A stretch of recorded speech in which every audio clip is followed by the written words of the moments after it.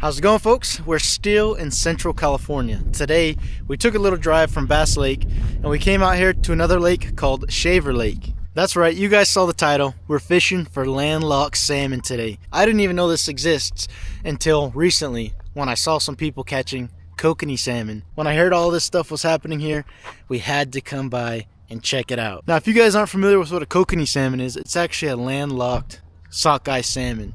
Believe it or not, that's true. The state every year stocks thousands and thousands of Kokanee salmon fry, and they survive feeding off of phytoplankton and zooplanktons. We brought out the brand new downriggers.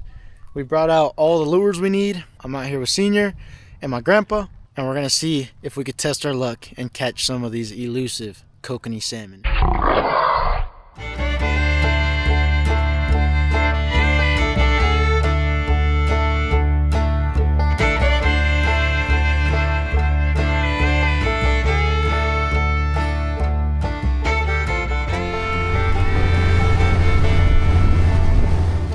Alright, so one of the ways that we always see everybody explain how to catch Kokanee online is you need a big flasher. So we got this really big flasher. We got a couple colors of them, and about twice the length of the flasher, we're down to a bunch of different lures. You could use wedding rings, you could use whatever you want. This one's like a little bead with fins on it to make it spin, and we tipped each hook with a piece of shoe peg corn, which is just corn that's been preserved. All we do is we take our rig and we're going to set it back there about 20 feet or so. So I'm gonna let it get out some distance from us. Once it's out how far we want, I take my fishing line, and then these right here is a downrigger. So that's our downrigger weight. It's a 10-pound weight. So then what we're gonna do is we put our line into our line snap. We already preset it. Boom. So what happens is when we're trolling and the weight holds our line like this, when a fish bites it, it pops it off, and we have a fish on our rod. Pretty simple process, and that's the way to be able to make sure your bait is trolling at the depth that you want it to troll at. All right, so I talked to the guy in the marina, and he was saying that the Kokanee are about 30 feet deep. We're gonna go ahead and put this on here how we want it, just like that. Put our downrigger to the side, and we got a line counter. So I just open up my bail, and then I let my line down. We're going to let it down to about 30 feet. See, we're going to trust that marina guy. So 15, 16, 17, 18, 19, 20, 21, 22, 23, 24, 25, down to 30 right there. Boom. We're set up. I tighten my line. Now when a fish bites, your rod will pop up and you'll have fish on. So it's all it is to have your bait swim at the depth that you want it. That's exactly. That's literally all it is. You just have to have your bait where the fish are. All right. That was pretty cool, huh? Bad. Better than casting from shore. Yeah, this is not old people stuff for sure. All right, let's do that other side, innit? I see what We're gonna troll at 1.1, 1.1, 1.2. We heard that's the best. Yep. For Kokanees, everyone's been saying the slower you troll, almost the better. So we're gonna keep it about probably 1.1, 1.2, like Senior was saying, and try to catch one. I've never caught a Kokanee before, so I always heard they taste amazing and they're salmon, so of course you're gonna be good. We're gonna do a catch and cook when we catch one. Any luck? Yeah, I got a 5 Kokanee and a rainbow. How deep? 25 feet. Oh, okay. How big was the Kokanee? Oh, like 12 inches. How about the rainbow? Like a 15-inch rainbow. Oh, dang, okay. Yeah. This is our first time here. We've never caught a Kokanee. Oh, no? Yeah, we're trying. Oh, you gotta troll. Oh, Troll okay. like 1 mile an hour. So a fisherman out here said he caught 5 Kokanee already today, and he told us they're about 20 to 25 feet deep. What's neat is with these fish finders, you can actually see our downrigger setups. So you see right when I reeled it up, from about 40 feet to right there at 20 feet deep. Pretty neat. There's some beautiful homes out here, right on the water. It's a beautiful lake. So one of the reasons when we're fishing for the Kokanee salmon, while we use the Dodgers and all this different stuff, is the Kokanee salmon aren't actually eating other fish and stuff in the lake. They're mainly filter feeding, from what I've been seeing online. They're eating mainly plankton in the lake. So They'll find that water depth that has really high amounts of plankton, and they sit there and they filter feed and eat that stuff. Our whole goal with using the flashers is to just get them angry. You almost want to upset them and get them to get like a reaction bite, to try to bite it to get away from them. And that's pretty much the only way you can catch these things. Our goal today is to get a couple of them angry and get them biting our lures out of aggression. So that's the goal. Oh man, That was too tight. we got one. We're having to do it because we didn't set our trigger good enough. Pop it off. Hopefully we didn't lose him. Hopefully we didn't lose him. That sucked. He's gonna net it for you. First kokanee, man. We messed up on the lines. Oh man, it's a nice one. For a kokanee, that's a monster. Oh, that's huge. I don't even see his ass. Oh, it's a trout, ain't it? No, that's a kokanee. Woo-hoo! Oh, it might be a trout. We're gonna see. Oh, you're gonna come off. Get him up there. It looks like a trout. Trout, baby. Heck yeah. It's a rainbow. Hey, that's good eating right there. You know what? They eat well. Oh man, we thought it was a kokanee, but we love trout. So Here, grab me some pliers. that'll work. Get the pliers. No, that's it's We good. It's just- saw those coming too. Yep. Shaver Lake rainbow trout. So we're really wanting kokanee, but we're gonna take anything that eats. And there it is, the first fish, Shaver Lake rainbow trout. It's a good sized one too. He'll eat goods, all I know. Beautiful fish. Awesome. That's 14 to 16. Heck yeah. Nice job. Yeah, we gents. need to set those. We need to set those off a little bit more. Yeah, a little lighter. You saw, you were like, man, does that look I'm normal? like, something's wrong with Something's that messing thing. with that one. And it started dancing, and we had to reel up the weight and pull off the line. This release, the more you click it, the tighter it gets. We had it on 2 clicks. We're gonna put it on 1 click because that was crazy. It didn't come off. Let's try again. This is the one we caught him on right here, and it was at 19 feet deep. A little glittery dodger to a wedding ring tipped with a worm. That worm, that's how big you had it last time? Yep. So the best way to keep fish fresh, like this one, we just caught a beautiful rainbow trout out here on Shaver Lake. The best way to keep them fresh is you got to bleed them first, and then throw them in what we call an ice bath. So what we do is we get a bunch of ice, dump it in the ice chest, then I use the bag just like this, open it up a good bit, and I take a little bit of the water, lake water, Hey, throw it in here. Hey, you got Oh, yeah, that one. Oh man, Here you it go, didn't pop pop. it. It didn't pop. Go ahead, just reel him in. He got to pop it off. Man, we're all messed up. Hold on, he needs to pop that line. This one almost got. There we go, good, Drew. you pop. Dang it, I guess that's part of the learning curve. Yeah, he's on. I don't think so. It was the lack of pressure. Oh well. All right, we got to do that again. Dang Well, it. that's cool though. We caught. The key is we got to set it super soft. We're in them though. We're in them. We got this beautiful rainbow. I cut his gills. That makes him bleed out for a couple minutes. Now straight into our ice slush.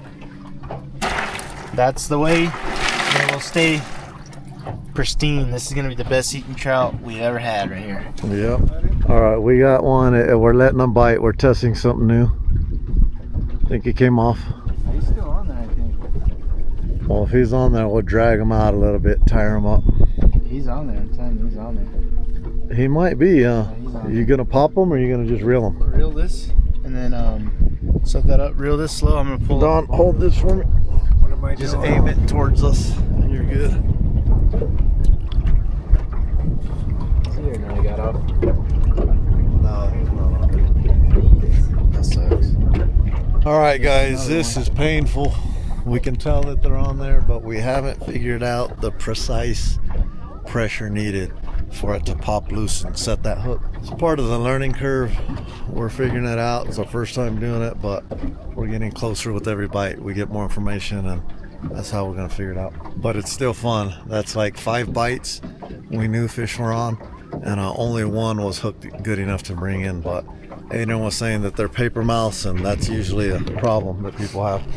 Everything that I've been reading online and seeing on videos about kokanee is they got super thin mouths, so everyone has a high percentage of losing them, Our problem is we're not even getting the chance to fight them. Try to reel them in, so we're gonna get one here soon. The bites are pretty consistent around here. We found the right depth. So we shouldn't do anything until he pops it then. Yeah, probably. That's what I'd guess. They're just nibbling. There it is. Let it go. Go ahead, set that down. Try to pull him off and see how he popped off. There you go, Don.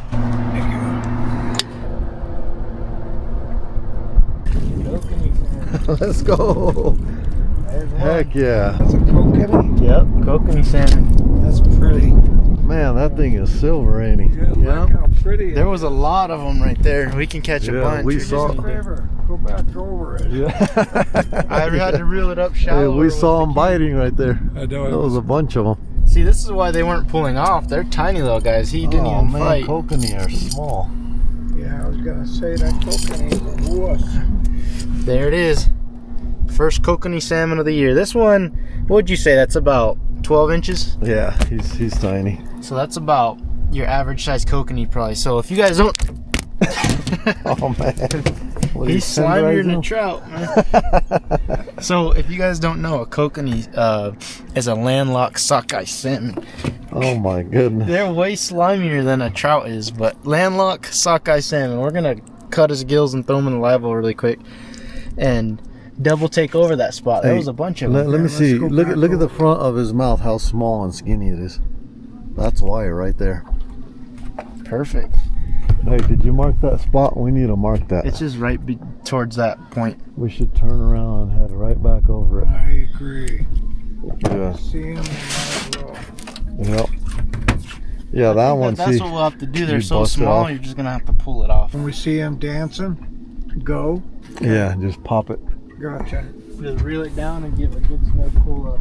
Oh man, I'm seeing hundreds on the screen right now. 17 feet. 20 feet. Oh, the other one's gonna hit right now, guaranteed. Look at all those fish. That one's got a worm Let's on it. go. Is the only difference. Well, it feels good that we caught one. Got that right. All right, guys, that's the first kokanee salmon right there. Landlocked sockeye salmon. So it's gonna be interesting to taste them. We're kind of figuring it out slowly. We finally caught one. Hopefully we can catch a little handful more. So we got ourselves a good dinner tonight. See how long this one is. This one right here was about 11 inches long onto the ice with the trout. So look, if you guys are curious, with the rainbow trout, makes that one look like a baby, right? Let's see how long this one is. This fish was 14 inches long. So for a kokanee salmon at this length would be considered a very, very big kokanee salmon. So, there we go.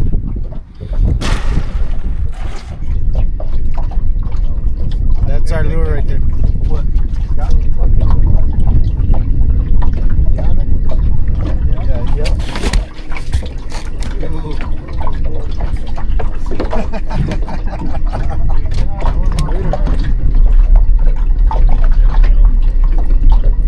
I feel like we're figuring it out. How many kokanees is that now? One rainbow trout, 2 kokanee. Oh, okay.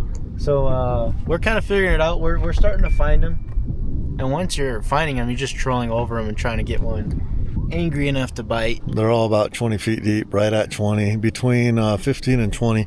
But overall, great time out here. Beautiful weather. You can't beat it. We're just hanging out, enjoying the scenery, enjoying the weather, and just watching poles. That's all it takes. Just watching poles. Can't complain. We're going through a school of them, so one of these should pop any minute.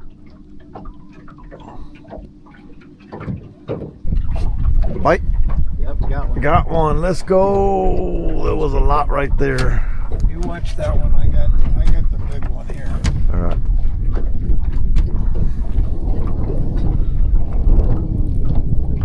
Kokanee on. Kokanee on. Here we go. There he is. Little one. He'll fry up though. Thank you. Perfect. Oh, look, there's a ton of them on the graphs all around us right now. Oh man. This one was at 15 feet deep. Another kokanee salmon. Don't flop him in the water,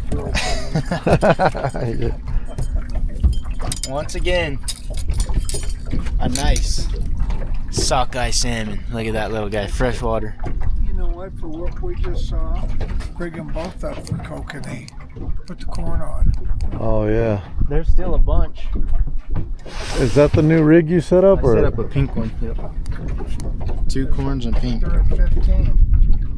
He's thinking put corn on both of them instead of the. This is at 21. I think we'd move this one to 15. All right. I think it's better to be above them than below them. You do? Because they probably like to Yeah, so see it more 15's going good. up. Because if we're dragging, that thing might be dangling lower. That's what I was thinking too, with how far back we're putting it. See them all right there? The line's sinking a little. Oh man, there's a ton. Yeah, we'll lower it. You guys fish for them. I'll sit back. Well, here comes a bunch. Yep. And there's some at 5. There's a whole bunch at 15 and 20. We've been seeing these fish at that's a 5 big feet. one. We've been seeing these fish real shallow at 5 feet, so I decided I'm gonna throw at them, and we got them. That was less than 3 seconds. Jeez. Less than 3 seconds. You got it? Yep. Wow. Hurry up. Throw it again. I know. You got that right. There you go. We caught another rainbow trout. Look at that healthy fish. That one we saw him with the live scope, sitting about 5 foot deep, and cast it on him when we were trolling. And I got lucky and got him. Trout have got to be one of the hardest fish in the world to hold, the trout species. But here we go. We're gonna bleed him. Bleed him and get him on ice. He pointed it left. There's another There's one. another one. Where's he at? 25 feet left. How do you, that 5 foot? Well, to the side, distance wise. Look at dropping on him. Oh, he's looking at it. You got him. He's gonna bite it. Oh, he checked it out. Leave it there. He might come back. He saw the boat. He went right towards it. Did you see that? Yeah, I did. I thought, wow. Yeah, so many people envision salmon fishing as only, saltwater fish. Or like, saltwater fish running up the rivers and you're fishing for salmon that way. But I just barely learned about this not too long ago. That they actually have landlocked king salmon, sockeye salmon, coho salmon, and a bunch of different ones that they release. A lot of these high altitude lakes, these really cold lakes out here in California. They do a good job at stocking sockeye salmon every single year in these lakes in order to let people fish from them. Many of these lakes they can't successfully spawn, but there's a few where they can. So every year they let thousands and thousands of little fingerling kokanee salmon or king salmon at a lot of these lakes to give anglers like us a chance to salmon fish inland, which is, it's crazy. We've literally caught a really nice trout today and some really nice kokanee salmon today. So the fact that we can sit out here not on the ocean and salmon fish is actually something that's super cool to do, and I'm having a blast doing it. I've always wanted to catch a kokanee salmon since I learned about what they are, and we've caught them today. So it's gonna be very interesting to head back to the hotel, fillet some of these guys up, and really see what we think about inland salmon, whether they're good or not.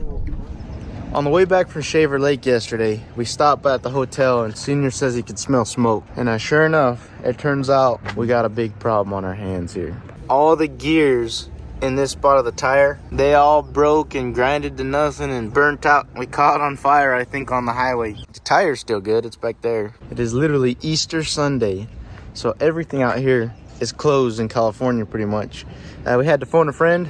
You guys remember seeing Ricky? We took him and his son out to go fishing, and his son caught his first fish with us. We called him, and his friend's gonna open up a shop for us on a whim just to help us get on the road so we can get back to Vegas today. So we're out here in Fresno. We came to a shop which is closed because it's Easter, but my cousin Rick, the one we took out fishing, one of his really good friends owns a shop, and he happened to come in on Easter to hook us up. His shop is Tailored Customs. It's over here off Ashland and Fresno. Tailored Customs 114. He has a really nice shop. He does custom work, anything you need. Working on old school vehicles and stuff. It's really nice. Come check him out. Really hooked us up. Appreciate him. Here's the moment of truth. Kokanee salmon versus rainbow trout. I've never eaten a kokanee salmon, and we got the ultimate taste tester with us today, Juju. He's never eaten kokanee salmon either. We all love rainbow trout in our family, so we cooked them both the same way. Look at that, nice, crunchy piece of rainbow trout. Let's get one of these pieces of the kokanee salmon here on the bottom. Look at that, crunchy piece of kokanee salmon. That nice one with the tail. Our family loves a good old tail. And another piece of crunchy kokanee salmon. So Juice favorite. so before we get into this, I'm going to show you guys really quick how we cook them.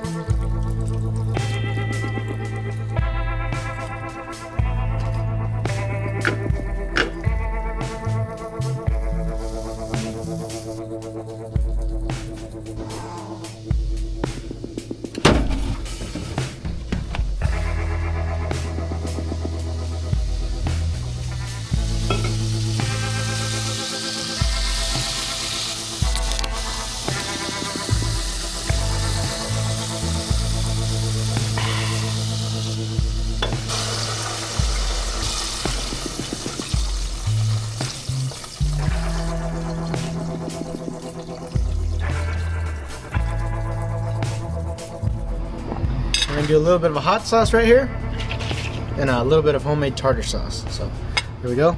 Just put a little bit of hot sauce on my plate. You want some hot sauce or no? Nah, I'm good. How about tartar sauce? No tartar sauce? He's gonna go at just fish. Look at this tartar sauce.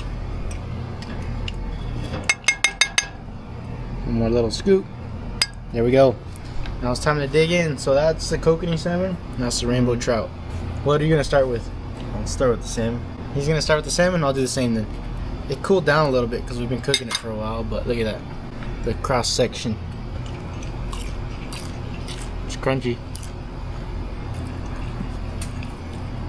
Just tastes like any other salmon I had. So it tastes like salmon? Yeah, it tastes like salmon. Okay. That was the big question. So here's the trout right here.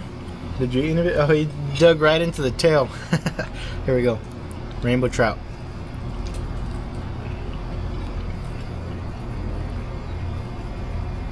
They taste the exact same. Maybe it's the same. Like, let me get a little more of the meat of this salmon right here. A little more of the meaty part.